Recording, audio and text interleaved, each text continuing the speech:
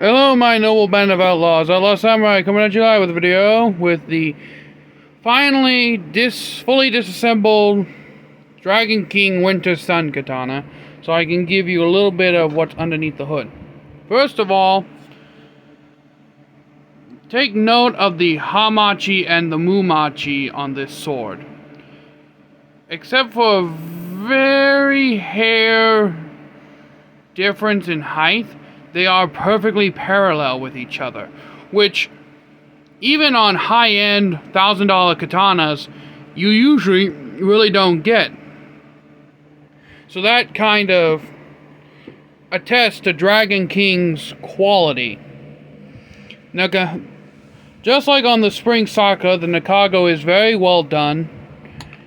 I do have some, as Matthew Jensen would put it, schmutz that I have to clean off the sword, but aside from that,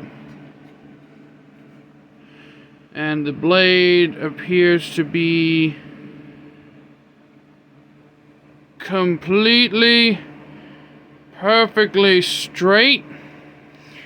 As you've heard me complain before, I think I can't really tell if this sword is straight or not, so that's why I finally took it completely apart to find out. I think I actually glued the fushira onto this sword because I got tired of it shaking around, but here's the fushira. There's no cracks in the suka core.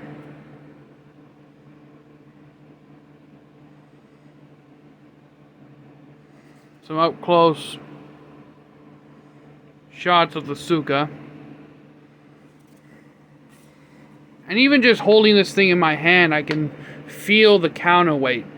Especially now that I've added these tassels to the end, it really adds some counterweight to the whole overall sword. So that's probably why they were put on swords historically, for the counterweight.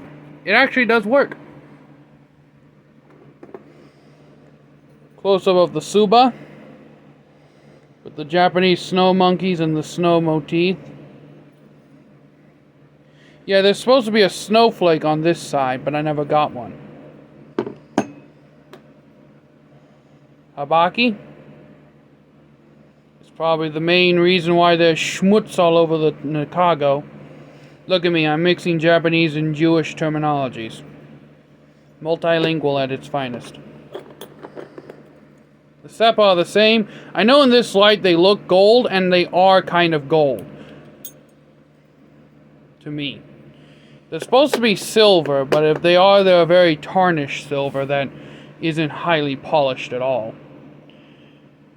But I guess if I wanted to, I could get some silver polish and polish these things up, but I don't really want to.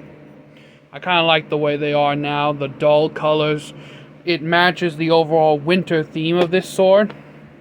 And speaking of winter theme, I gave the sword a more appropriate Sugeo, black and white with a winter theme. I'm planning on adding silver snowflakes to the saya to make it look better. Now, I know that I say I work on a lot of projects, and the reason why I don't upload a lot of videos of these projects is because I am notoriously lazy and not liking to do shit. Even though it's something I want to do, I'm notoriously lazy. But I do plan on remedying that somewhat, and we'll be getting the other parts of my project katanas out of the way. I'm still even working on the longer suka for the warrior O katana. So until next time, my noble band of outlaws, Outlaw Samurai tells all y'all be crazy rednecks, be safe in using your weapons, and I'm out. Peace. And in my next video, I will give you the full disclosure, as it was, to see if this sword is just straight and if it's just the fittings that are bent up that's throwing my eyes off. I'm out. Peace.